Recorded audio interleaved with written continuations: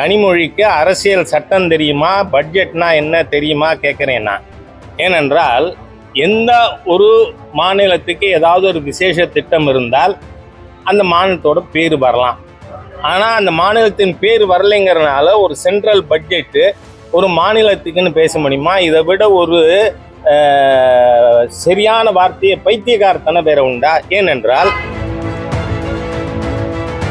நான் கேட்குறேன், இந்த நாட்டில் இருக்கின்ற உங்களுக்கும் ஓட்டு போட்ட மக்களுக்கு சேர்த்தானே, அப்போ அதை கைதட்டி வரவேற்கிறது என்டிஏ எம்பிக்கள் மட்டும் பண்ணணுமா? நீ எல்லாம் இன்னும் குரங்க சாக கொடுத்த ஆண்டின்னு சொல்லுவாங்க.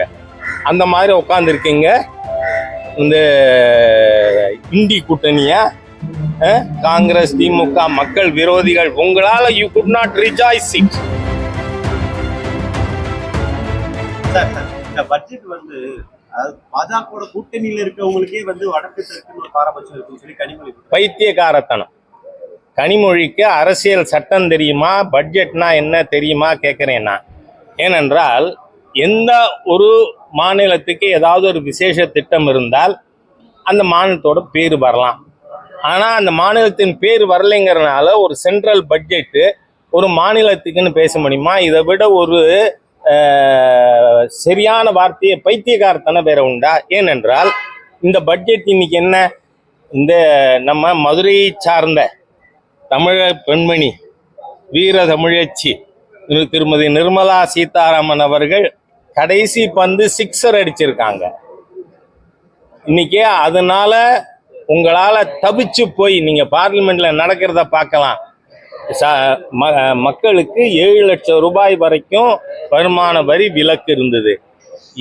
ஒரே ஸ்ட்ரோக்ல 12 லட்சம். இன்னைக்கு அரசு உத்தியோகஸ்தர்கள் சம்பளம் வாங்குறவங்க ஸ்டாண்டர்ட் டிடக்ஷன் 75,000 சேர்த்து 12,75,000 வரை ஒரு நயா பைசா வரி இல்லை அப்படின்னு அறிவிச்சிருக்காங்க.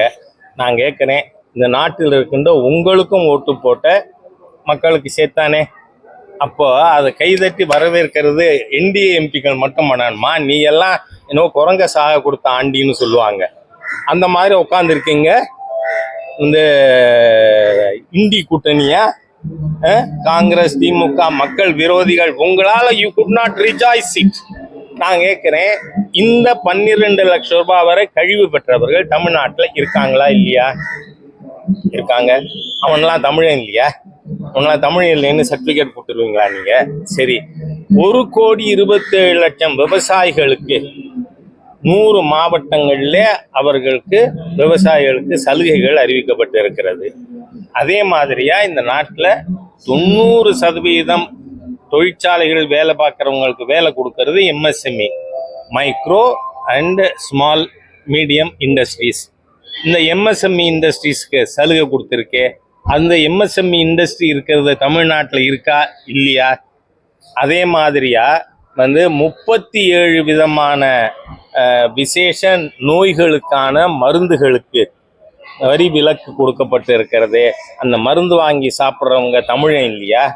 அவங்க தமிழ்நாட்டில் இல்லையா? என்ன பைத்தியக்காரத்தனம்!